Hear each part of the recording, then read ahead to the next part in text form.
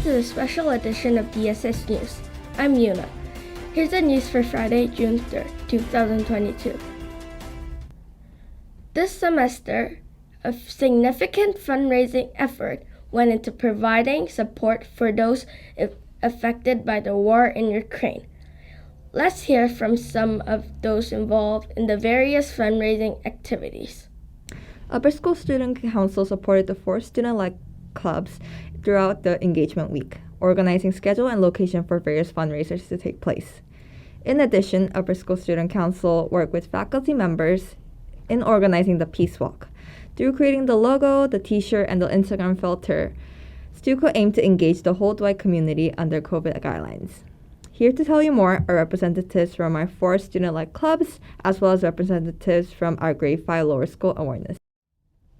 The 3 Cs held a bake sale on April 7th to raise money for the Ukrainian Women's Fund.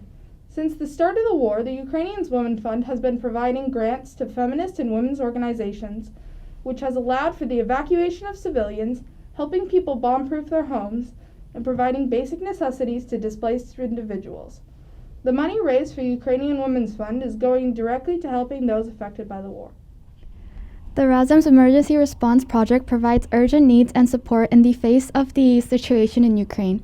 With the money earned during the Humanitarian Aid Week, the Dwight HOSA service sector is able to take part in meaningful action of supporting Ukraine. The ultimate goal of the Dwight HOSA service sector to begin with was to raise awareness of the different global issues around the world and support communities that are initiating programs that directly offer help to the struggles. During our fundraising efforts this time, Dwight HOSA's service sector was able to participate as donors, which align and help RASM's emergency response program to provide the most urgent needs. Okay, so Voices of Children is an organization that provides psychological support to children who have been suffering from war in Ukraine. And we thought that their mission kind of aligns with our club's goals as well. So we decided to support this group. And we all believe that emotional well-being is as important as physical health. So by supporting this organization, we hope to help these children in Ukraine overcome their hardships and emotional burdens they're facing right now. What advice would you give kids who want to stay informed about conflicts like the one in Ukraine? I would tell them to definitely watch more of the news. This way you can know what is actually happening there. However, you have to watch out for sites where the information could be biased. One of the things I did to stop this was to look at a media bias chart to see which news actually tells the truth. You could also even ask a person who is actually in Russia and Ukraine to tell their perspective of what happened.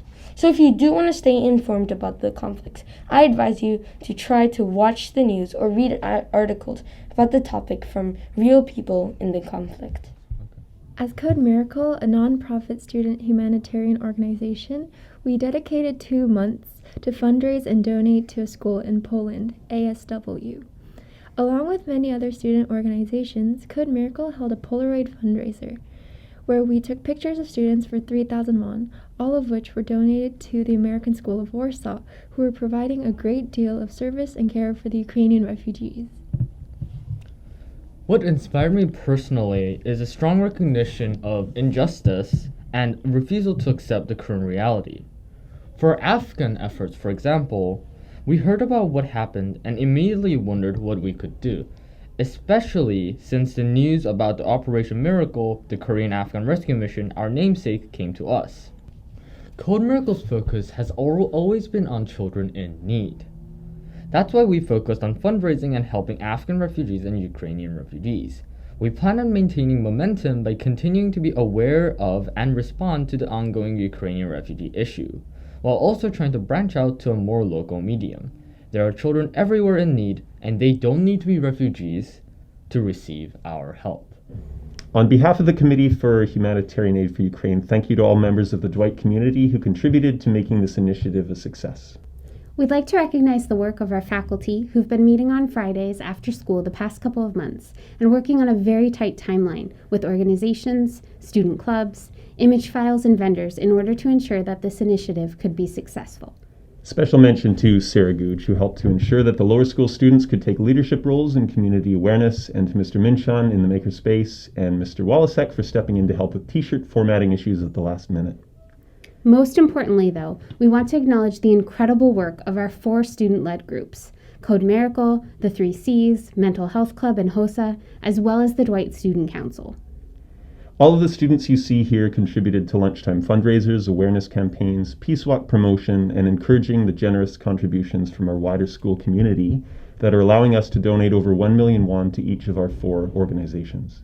Special mention to Rena Choi, Jennifer Song, and Sarah Ra, who have joined our Friday meetings and have come through for this initiative in a myriad of ways, from creating our own Peace Walk Instagram frame, designing the t-shirts, and organizing the fundraisers. Thank you all for your exceptional work and generosity, and of course a big thank you to all who supported this initiative through donations and getting involved in the Peace Walk. We'll be back with more DSS news in just a moment. Hello, this is Solan and Sayong from grade 10. Our services action topic is period poverty. Period poverty is a condition in which women lack hygienic menstrual products due to financial and environmental limitations. Many girls all around the world suffer from this issue, and instead of hygienic products, they use inappropriate alternatives such as cloth, leaves, and mattress. If you are wondering how you could help, we are here to introduce the World Vision Basic for Girls campaign. World Vision is an international humanitarian aid nonprofit organization. Basic for Girls campaign aims to support the girls in period poverty in Africa and protect their basic rights. You can order a DIY cotton menstrual kit from the organization, in which you can create reusable menstrual pads for the girls, and simultaneously, the money will be donated to them. Here are the steps. Once you have already ordered the kit from the organization, you will start by creating the waterproof pad first. Number 1.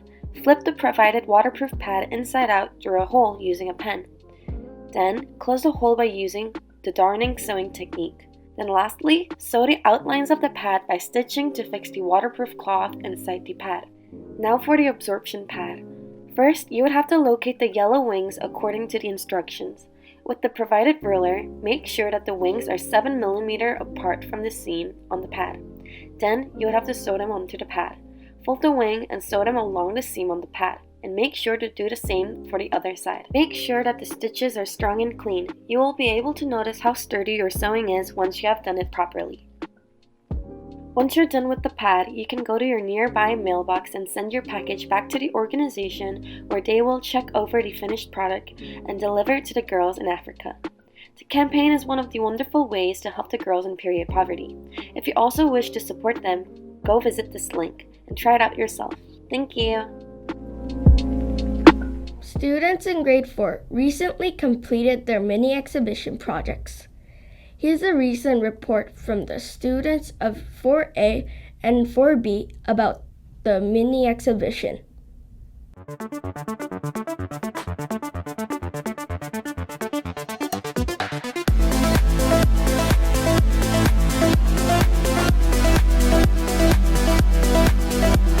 I'm Shim from 4A. And I'm Vivan from 4B. I'm going to talk with my 4A classmates about mini exhibition. And I'm going to chat with 4B. What is your mini exhibition topic? My topic is about gang violence, and the only reason why I picked this topic was because I want other people to not play violent video games, so they won't have to be violent. What is your action? My action is about changing other people's behavior, and I am creating an art piece. Hello, what group are you and what's your central idea? I'm in the technology group, and our central idea, people's use of technology impacts trust and privacy. That sounds very interesting. Hello, what is your action? Our group's action is a mixture of artwork and newspaper articles. Wow, that's very fun and interesting. What is your mini exhibition topic? My mini exhibition topic is about media bias. What is your action? My action is to make a PSA video, and we're currently coding a website. Hello, which group are you in and what's your central idea? We are the war group, and our central idea is the consequences of war impacts human rights.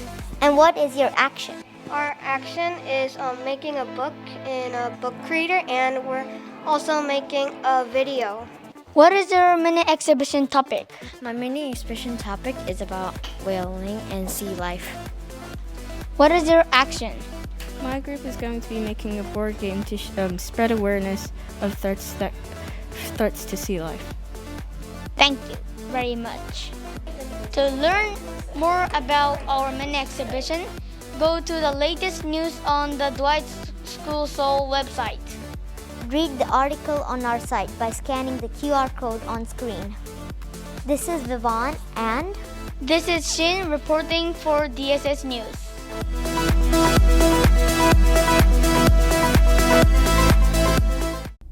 The mini exhibition is a warm-up for the real thing in grade 5, and our current grade 5 students have been working towards their PYP exhibition. Here's a report from one of the grade 5 exhibition groups. Our central idea was the choices people make while playing interactive video games impact people's well-being. We're here to teach you guys about our game and a book we made about managing emotions. We also want to show you a short video we made about cyberbullying. Here's a QR code for the game that we made. We made this game by ourselves, from the characters to the music, and the script to teach people about staying safe when playing online games. We made this video to warn people about the impact of cyberbullying and to encourage people being kind online. Hi, and welcome to my film about cyberbullying. Cyberbullying is when someone gets bullied online, and games are a big target because people can hide behind avatars. This is what I mean. Wow, a new event? Let's do it. Ha, you think you can beat the event? I'd like to see you try. You're right, I'll never beat the event. As you can see, the bully just made Tim cry and give up. But if you are nice... Wow, a new event? Let's do it. Hey, you're doing the event? Yeah. You need help. Let's go. Okay. Come on, I'll cover you. See, if you're nice, you can make friends and have even more fun. Guys, does anyone want to play? Hey, you, do you want to play? No, I'm sorry, I have to play with my friends. I'll play with you next time. Bye. But never try and get revenge. That's being a cyberbully. Instead, be nice to them and invite them to play with you. Hi! Hi! You want to beat the event boss with us? Yeah, do you? Sure, yeah, let's do it. Thank you for watching, and remember, don't be a cyberbully. That's what I was going to say. I wrote a book about managing our emotions because if you experience cyberbullying or even just a disagreement with friends, it's important to know how to handle your emotions. You can check out my book, Let's Learn About Emotions, from the school library. To see more awesome exhibition projects and actions, check out the exhibition website. Thank you! Mr. Polo's famous bake-off took place this week, with students involved in the Bakerspace ECP working in their teams to bake magnificent food to be tasted by a panel of judges. So I'm here with two amazing chefs from the Michelin stars, is that correct? Yes. And you look a little bit alike. Why is that? Because we're in a family. You're in a family. So what do you think about your chances today? Very likely. Very likely. I love that confidence.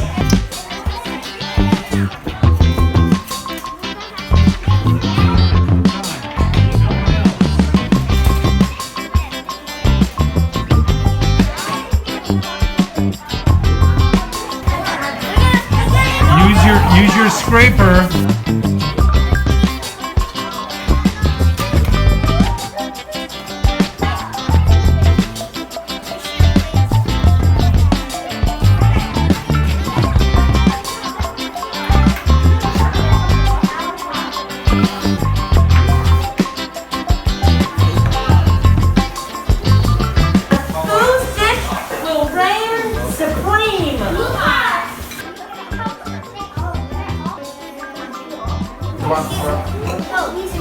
What a doula is the... It's a different piece because it's a lot I do like the marketing. Michelin star. Well done to all the winners. Students from across the school have been attending to various excursions as part of Lower School Learning Without Walls and Upper School Week Without Walls. It has been wonderful to be together and outside of the school. We hope everyone has been enjoying the field trips. Congratulations to the class of 2022. They graduated last Friday here at the White School Seoul in the auditorium. Last week's DSS News interviewed the class of 2022. If you missed it, you go back to watch and hear from the outgoing graduates. Now it's time for the weather. Here's Deemah.